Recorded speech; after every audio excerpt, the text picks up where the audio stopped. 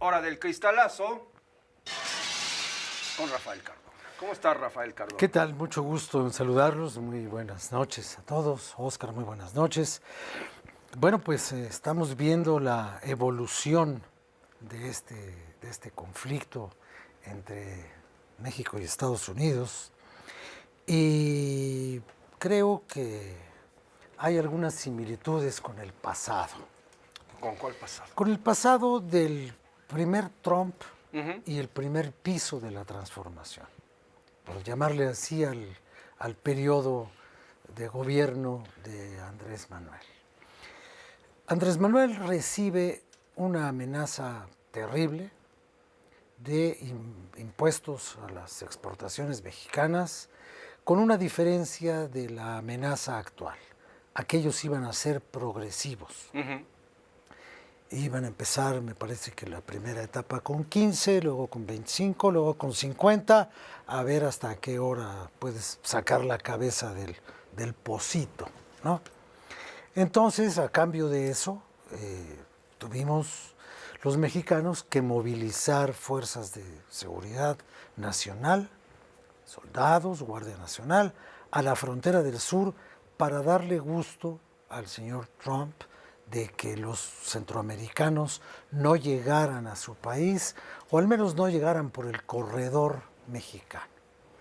Fue la primera vez que las Fuerzas Armadas se utilizaron para satisfacción de la exigencia de un gobierno extranjero. Ahora se nos informa que para lograr el aplazamiento de una amenaza similar, pues se van a movilizar ya no los soldados a la frontera del sur, sino a la del norte. Con lo cual nos queda perfectamente claro que hacían falta 10,000 elementos en la frontera del norte, de acuerdo con las exigencias y la observación que de la seguridad de este lado tiene el gobierno de los Estados Unidos. Esto de ninguna manera me parece a mí la solución del conflicto. Me parece simplemente la prolongación de la primera etapa de este conflicto, porque no está en el ánimo del señor Trump eliminar los aranceles que ya impuso. Si en aquel caso fue una amenaza para imponerlos, en este caso es una concesión para aplazarlos. Es un poco someter a nuestro país a un examen. Bueno, si en un mes haces lo que yo te pido y me convences de que te mereces mi clemencia, te otorgaré mi clemencia, o no. Vamos a ver con qué estado de ánimo despierto ese día cuando pase el mes. Un mes, el mes de febrero, que es el mes más chiquito. 28 de días. todo, ¿no? Ni siquiera es un mes de 31 días. Pero en fin, algo se ganó. ¿Qué se ganó? Se ganó tiempo, se ganó exposición de una disposición de negociar, de dialogar, de intercambiar. No sé a cambio de qué se haya intercambiado, porque hay una confusión ahí con lo de las armas. El gobierno de México habla de que se va a detener el flujo de armas hacia México, pero resulta extraño. Pero se habla de un compromiso para combatir el flujo de armas hacia México. Ese compromiso existe desde hace mucho tiempo y las armas que entran a México no entran por las aduanas de los Estados Unidos, sino por las aduanas o por los túneles debajo de las aduanas de este país. Y finalmente las armas no son culpables del uso que se les dé. Las armas, que yo sepa, no se disparan solas, ¿no? Bueno, pero ¿quién las vende si sabe para qué se venden? Bueno, las venden los fabricantes de armas y a mí siempre que con esa costumbre tan arraigada que tienen nuestros compañeros reporteros de la policía, que dicen que un señor mató a un grupo de personas con un AK-47 conocido como cuerno de chivo, pues ese no es de las armas gringas, eso lo hacen en Rusia. y las pistolas Beretta no las hacen en Estados Unidos, y las Glock tampoco, y la Taurus que mató a Colosio venía de Brasil.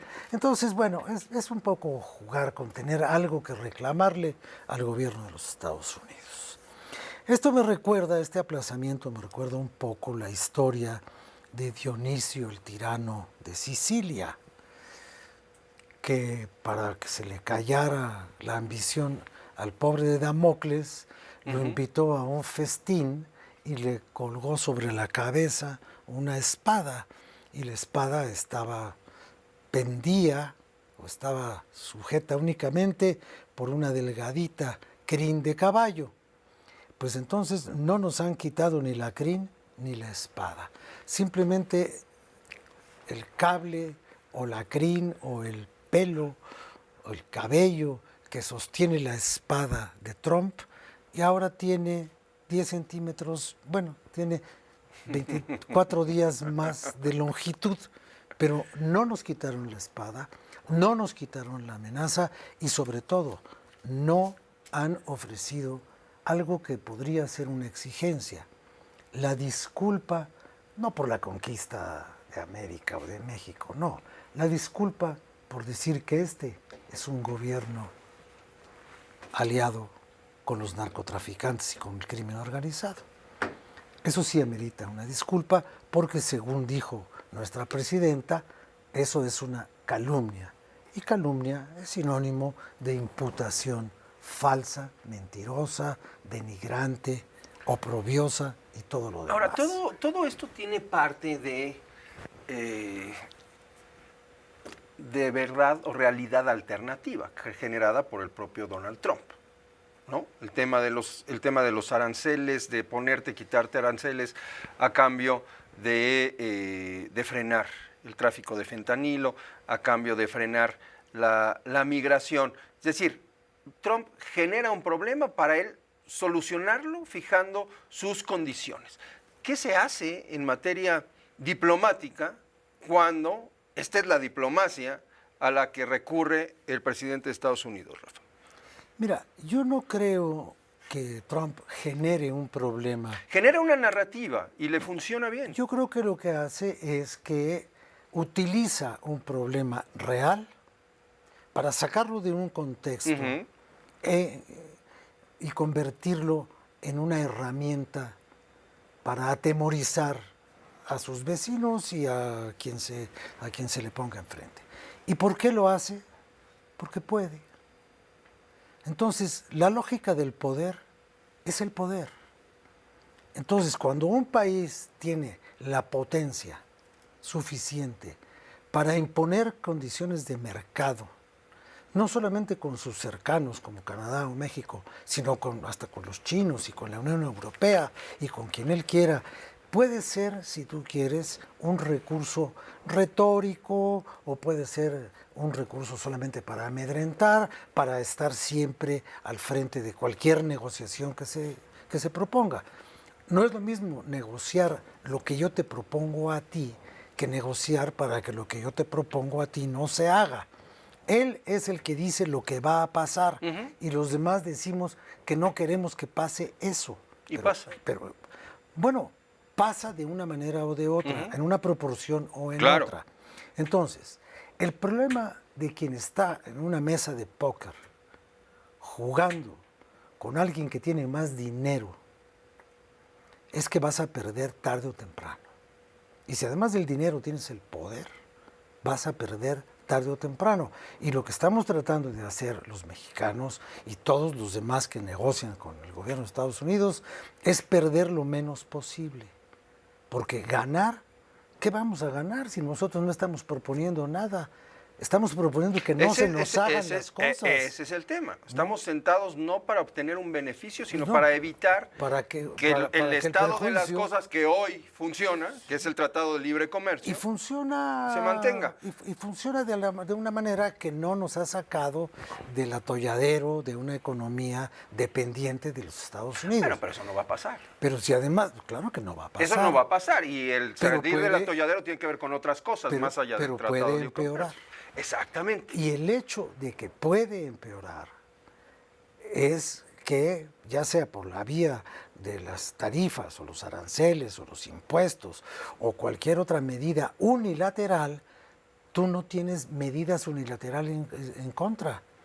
Porque si te sientas, y repito la analogía de la mesa del póker, y reviras y pagas el revire y te vuelven a revirar y de repente ya no tienes fichas, ¿con qué le vamos a revirar una apuesta de 50%? Si se le bota la canica a este cuate, que tiene una canica bastante botadora, por cierto, ¿no? Pues, ¿con qué le vas a responder? Entonces, México tiene que actuar de alguna manera como está actuando, aplazando, negociando, requiriendo, solicitando. Y si el señor te dice, quiero que pongas vigilancia militar en la frontera, como él ya puso en la suya, pues tienes que hacerlo. Y si no lo quieres hacer, pues entonces va lo que te prometí. Y si es la siguiente cosa que te pida no la haces, pues entonces te la doblo. No al estilo de Taibo, nada más te doblo la apuesta, ¿no? Muy bien. Entonces, pues en esas condiciones, no es que seamos talentosamente prudentes, es que somos obligadamente prudentes. No nos queda otra. No nos queda otra. ¿Cómo le llaman? La disparidad de La condiciones. disparidad, ¿no? la asimetría. La asimetría en la dentro de relación todo es eso, algo pues, con y lo que además- tenemos que vivir. Y además inciden otros factores. El racismo absoluto del Claro, gobierno de claro. los Estados Unidos en contra, no solamente de los mexicanos, sino en contra de todo mestizo, mesoamericano, latinoamericano, negro, amarillo, azul, verde. Bueno, no, esos son marcianos. Esos sí pueden ir. Entonces, estamos luchando contra todo eso, contra el expansionismo, contra el armamentismo, contra el imperialismo. Pues, digo, está difícil, ¿no? Muy complicado. Rafa, muchas gracias. Gracias, buenas noches. Ahí está el cristalazo de Rafael Cardona.